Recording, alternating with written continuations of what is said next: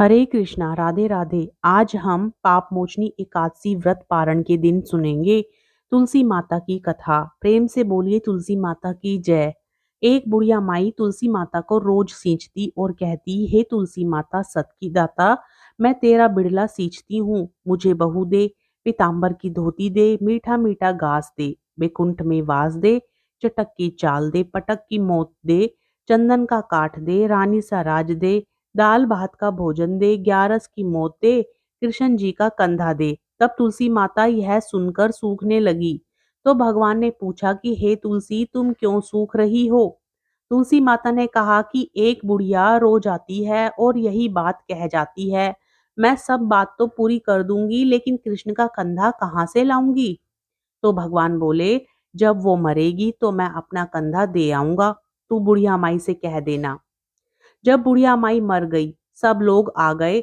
जब माई को ले जाने लगे तो वह किसी से ना उठी। तब भगवान एक 12 वर्ष के बालक का रूप धारण करके आए। बालक ने कहा, मैं कान में एक बात कहूंगा तो बुढ़िया माई उठ जाएगी। बालक ने कान में कहा, बुढ़िया माई मन की निकाल ले, पीताम्बर की धोती ले, मीठा मीठा घास ले, बैकुंठ का वास ले, चटक की चाल ले, पटक की मौत ले, कृष्ण जी का कंधा ले। यह सुनकर बुढ़िया माई हल्की हो गई।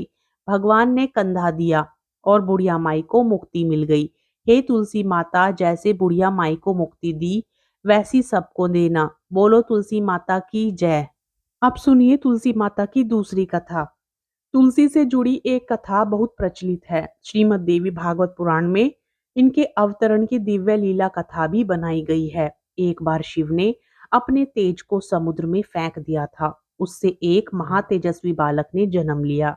यह बालक आगे चलकर जालंधर के नाम से पराक्रमी दैत्य राजा बना। इसकी राजधानी का नाम जालंधर नगरी था। दैत्यराज कालनेमी की कन्या वृंदा का विवाह जालंधर के साथ हुआ। जालंधर महाराक्षस था। अपनी सत्ता के मद में चूर उसने माता लक्ष्मी को पाने की कामना से युद्ध किया, परंतु समुद्र से ही उत्पन्न होने के कारण माता लक्ष्मी ने उसे अपने भाई के रूप में स्वीकार किया। वहां से पराजित होकर वह देवी पार्वती को पाने की लालसा से कैलाश पर्वत पर गया।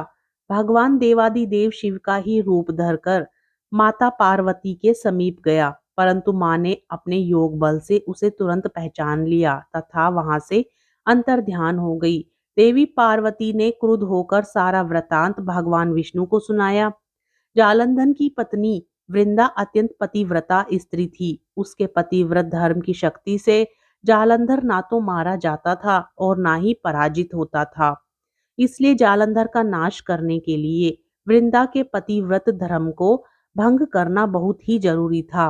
इसी कारण भगवान विष्णु ऋषि का वेश धारण कर वन में जा पहुंचे, जहां वृंदा अकेली भ्रमण कर रही थी। भगवान के साथ दो मायावी राक्षस भी थे, जिन्हें देखकर वृंदा भयभीत हो गई। ऋषि ने वृंदा के सामने पल में दोनों को भस्म कर दिया। उनकी शक्ति देखकर वृंदा ने कैलाश पर्वत पर महादेव के साथ युद्ध कर रहे अपने पति जालंधर के बारे में पूछा। ऋषि ने अपने माया जाल से दो वानर प्रकट किए। एक वानर के हाथ में जालंधर का सिर था तथा दूसरे के हाथ में धड़। अपने पति की यह दशा देखकर वृंदा मूर्छित होकर गिर पड़ी। होश में आने पर उन्होंने ऋषि रूपी भगवान से विनती की कि वह उसके पति को जीवित करे। भगवान ने अपनी माया से पुनः जालंधर का सिर धड़ से जोड़ दिया, परंतु स्वयं भी वह उसी शरीर में प्रवेश कर गए। वृंदा को इस छल का जरा भी आभास ना हुआ। जालंधर बने भगवान के साथ वृंदा पतिव्रता का व्यवहार करने लगी, जिससे उसका सतीत्व भंग हो गया। ऐसा होते ही वृंदा का पति जालंधर युद्ध में हार गया।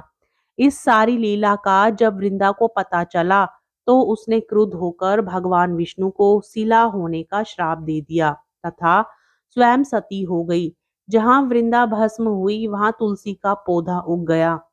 भगवान विष्णु ने वृंदा से कहा, हे वृंदा, तुम अपने सतीत्व के कारण मुझे लक्ष्मी से भी अधिक प्रिय हो गई हो। अब तुम तुलसी के रूप में सदा मेरे साथ रहोगी।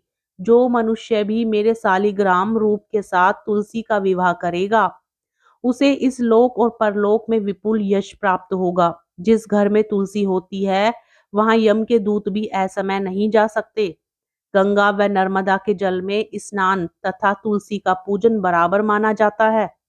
चाहे मनुष्य कितना भी पापी क्यों ना हो, मृत्यु के समय जिसके प्राण मंजरी रहित तुलसी और गंगा जल मुख में रखकर निकल जाते हैं, वह पापों से मुक्त होकर बैकुंठ धाम को प्राप्त होता है। जो मनुष्य तुलसी व आंवले की छाया में अपने पितरों का श्राद्ध करता है, उसके पितृ मोक्ष को प्राप्त हो जाते हैं। उसी दैत्य जालंधर की यह भूमि जलंधर नाम से विख्यात है। सती वृंदा का मंदिर मोहल्ला कोट किशनचंद में स्थित है। कहते हैं इस स्थान पर एक प्राचीन गुफा थी जो सीधी हरिद्वार तक जाती थी। सच्चे मन से 40 दिन तक सती वृंदा देवी के मंदिर में पूजा करने से सभी मनोरथ पूर्ण होते हैं। बोलिए तुलसी माता की जय।